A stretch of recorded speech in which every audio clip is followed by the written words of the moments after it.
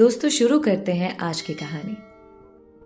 एक छोटे से गांव में शबनम नामी लड़की अपने बूढ़े माँ बाप के साथ रहती थी। शबनम बहुत खूबसूरत थी। पूरे गांव में उस जैसी खूबसूरत लड़की नहीं थी। शबनम का बाप खेतों का काम करता था। गांव में एक छोटा सा प्राइमरी स्कूल था और एक डिस्पेंसरी थी। डिस्पेंसरी में अच्छी तरह इलाज नहीं होता था, पर गांव के लोग और कर भी क्या सकते थे। एक दिन एक नया डॉक्टर आ गया जो जवान और खूबसूरत था। पूरे गांव में ये बात फैल गई कि नया डॉक्टर आया है जो हर तरह के इलाज में काफी महारत रखता है और इखलाक भी बहुत अच्छा है। एक रात शबनम को बहुत तेज बुखार हुआ। सुबह होते ही उसका बाप शबनम को डिस्पेंसरी ले गया। डॉक्टर ने जब शबनम को देखा तो देखता ही रह गया। शबनम थी भी बहुत खूबसूरत। डॉक्टर ने उसका बुखार चेक करने के लिए उसका हाथ पकड़ा और धीरे धीरे दबाने लगा। शबनम को एहसास हुआ कि डॉक्टर की नीयत ठीक नहीं है। उसने फौरन अपना हाथ खींच लिया। डॉक्टर भी समझ गया कि लड़की खूबसूरती के साथ साथ बहुत ज़हीन भी है। थोड़ा वक्त लगेगा। डॉक्टर ने शबनम को धीरे से कहा, आपको बुरा लगा? माफी चाहता हूं। शबनम खामोश रही। डॉक्टर की जान में जान आई कि ये शोर मचाने वालों में से नहीं है। डॉक्टर ने कुछ मेडिसिन दी। शबनम जब जाने लगी तो डॉक्टर ने कहा, जब भी जरूरत पड़े तो हमें खिदमत का मौका जरूर दीजिएगा। हम आपके लिए कुछ भी कर सकते हैं। शबनम कुछ कहे बगैर चली गई। वक्त गुजरता रहा। शबनम के बाप ने शबनम की शादी एक अमीर जिम्मेदार चाचा बख्शू से तय कर दी, जिसकी उम्र 60 साल से तजावुज कर चुकी थी। शबनम पर तो जैसे कयामत आ गई, क्योंकि शबनम सजावल से प्यार करती थी। सजावल गांव के एक गरीब मोची का बेटा था। शबनम पूरी रात रोई। रात के आखिरी पहर में उसको डॉक्टर का वो जुमला याद आया, मैं आपके लिए कुछ भी कर सकता हूं। बस उसे उम्मीद की किरण नजर आई। सुबह होते ही वो बीमारी का बहाना बनाकर डिस्पेंसरी चली गई। शबनम जब डिस्पेंसरी पहुंची तो डिस्पेंसरी में काफी भीड़ थी। शबनम ने इंतजार करना मुनासिब समझा।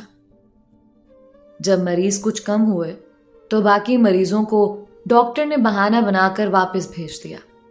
डॉक्टर बहुत खुश था। शबनम से पूछा, जी जनाब, मैं आपके लिए क्या कर सकता हूं? शबनम रो पड़ी। डॉक्टर ने पानी दिया। जब शबनम के हवास बहाल हुए तो कहने लगी, मेरे साथ बहुत ज्यादती हुई है। डॉक्टर ने पूछा, क्या हुआ? शबनम ने कहा कि मेरी शादी एक बूढ़े शख्स से की जा रही है जो कि मेरे बाप की उम्र का है।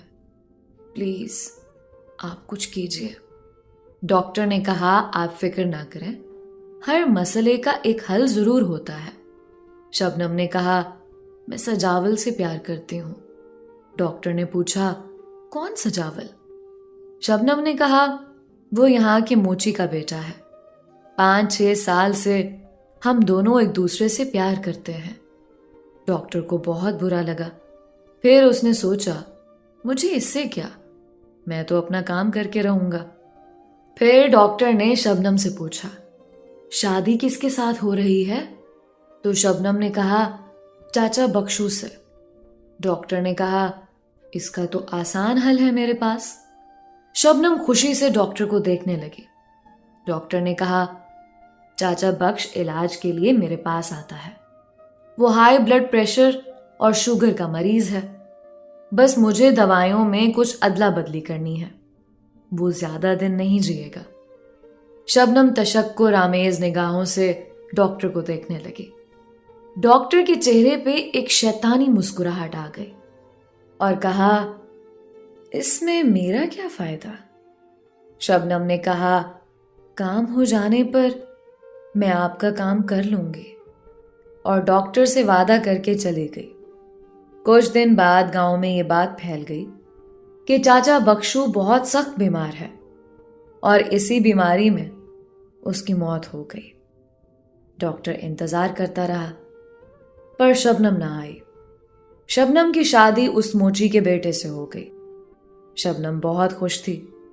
फिर पता नहीं शबनम को किसकी नजर लग गई। मोची का बेटा, जिसका नाम सजावल था, बहुत बीमार हुआ। लोगों ने मोची को मशवरा दिया कि शहर वाला डॉक्टर डिस्पेंसरी में है, जो कि बहुत अच्छा इलाज करता है। आप इन्हें उसके पास ले जाएं। मोची ने अपने बेटे को डिस्पेंसरी वाले डॉक्टर के पास ले जाने के लिए कहा। शबनम को जब पता चला तो उसके रोंगटे खड़े हो गए। शबनम ने कहा, नहीं, किसी और डॉक्टर के पास इसको ले जाना पड़ेगा। मोची ने शबनम को डांटा। पूरा गांव डॉक्टर से बहुत मुतासिर है और तुम कह रही हो कि ये डॉक्टर सही नहीं है। शबनम खामोश हो गई। फिर कुछ देर बाद कहा, ठीक है, पर मैं भी आपके साथ चलूंगी। तीनों डिस्पेंसरी रवाना हो गए। डॉक्टर ने जब शबनम को देखा तो आंखों में शिकवा किया। शबनम को भी अपना वादा याद आ गया। डॉक्टर ने मोची को दवाई लेने बाहर भेज दिया। सजावल अपनी तकलीफ में था। उसकी आंखें बंद थी। डॉक्टर ने शबनम से कहा, अब फौरन मेरा काम कर दो, वरना मैं इसका इलाज नहीं करूंगा। शबनम रोने के अंदाज में हाथ जोड़कर माफी मांगने लगी। खुदा के लिए मेरे शौहर को बचाओ, आज मौका नहीं है, 2-3 दिन बाद मैं जरूर आ जाऊंगी। डॉक्टर ने कहा, चलो ठीक है, पर मुझसे और इंतजार नहीं हो रहा। शबनम ने हाँ में सर हिलाया। इस दौरान मोची दवाइयां लेकर आ गया। डॉक्टर ने कुछ इंजेक्शन लगाए और कुछ जरूरी अद्वियात देकर शबनम से कहा, परहेज का ख्याल करना। शबनम समझ गई। वो तीनों घर चले गए। सजावल पहले दिन से काफी बेहतर महसूस करने लगा। शबनम भी अपना किया हुआ वादा भूल गई। कुछ अरसे बाद पूरे गांव में हैजा का मर्ज फूट पड़ा। शबनम को जिस बात का डर था वही हुआ। सजावल भी हैजे की जद में आ गया। मोची ने सजावल को डॉक्टर के पास ले जाने के लिए कहा। इस बार शबनम के औसान खता हो गए। शबनम ने पूरी कोशिश की डिस्पेंसरी ना जाने की, पर और कोई ऑप्शन नहीं था। मोची ने बहुत गुस्से में शबनम से कहा, तुम मेरी मां मत बनो। जो भी डॉक्टर के पास गया है वो ठीक हो चुका है। पता नहीं तुम्हारा दिमाग खराब हुआ है कि क्या मसला है। शबनम खामोश हो गई और फिर कहा, चलो ठीक है, मैं भी तुम लोगों के साथ चलती हूं। डॉक्टर को हैजे के बारे में पता चला था। वो शबनम का बेचैनी से इंतजार कर रहा था। शबनम जब पहुंची तो डॉक्टर की आंखों में गुस्सा और शिकवा महसूस किया। डॉक्टर ने जल्द मरीजों को रुखसत किया और सजावल को लिटाया, जो कि बेहोश पड़ा था, और मोची को जानबूझकर ड्रिप और दवाइयां लेने के लिए काफी दूर भेजा। शबनम डर की वजह से सहमी हुई खड़ी थी। माथे पर बार बार पसीना आ रहा था। डॉक्टर बोला, अब आया ना ऊंट पहाड़ के नीचे। शबनम जमीन को देख रही थी। डॉक्टर इस मौके से पूरी तरह फायदा उठाना जानता था। मसला काफी गंभीर है, इसकी जान भी जा सकती है। डॉक्टर ने फातिहाना अंदाज से कहा। शबनम को अब सारे रास्ते बंद दिखाई दिए, फिर भी कोशिश की। डॉक्टर साहब, 3 दिन बाद मैं आऊंगी, पक्का? डॉक्टर बोला, नहीं नहीं, अब मैं इतना भी बेवकूफ नहीं हूं। शबनम को कुछ समझ नहीं आ रहा था कि क्या करूं। उसने एक और पैंतरा आजमाया। अगर सजावल को कुछ हुआ तो पूरे गांव को चीख चीख के बता दूंगी कि बख्शू को तुमने मारा है। डॉक्टर के होंठों पे एक शैतानी मुस्कुराहट फैल गई। पूरे गांव को पता है कि बख्शू बीमार था, इसलिए कुछ दिन पहले उसने वसीयत भी लिखवाई थी, और अगर वो बीमार होता भी नहीं तो तुम्हें पूरे गांव को वजह भी बतानी होगी।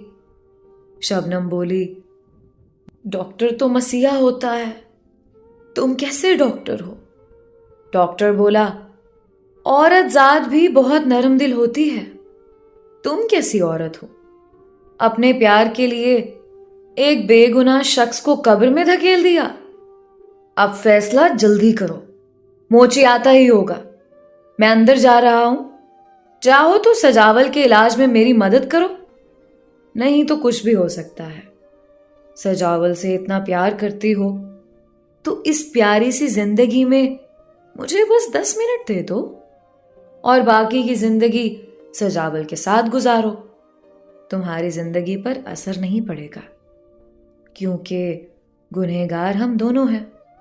और दिल में सोचा कि ये मेरा पहला गुनाह होगा, क्योंकि बख्शू इत्तफाकिया अपनी मौत मरा था।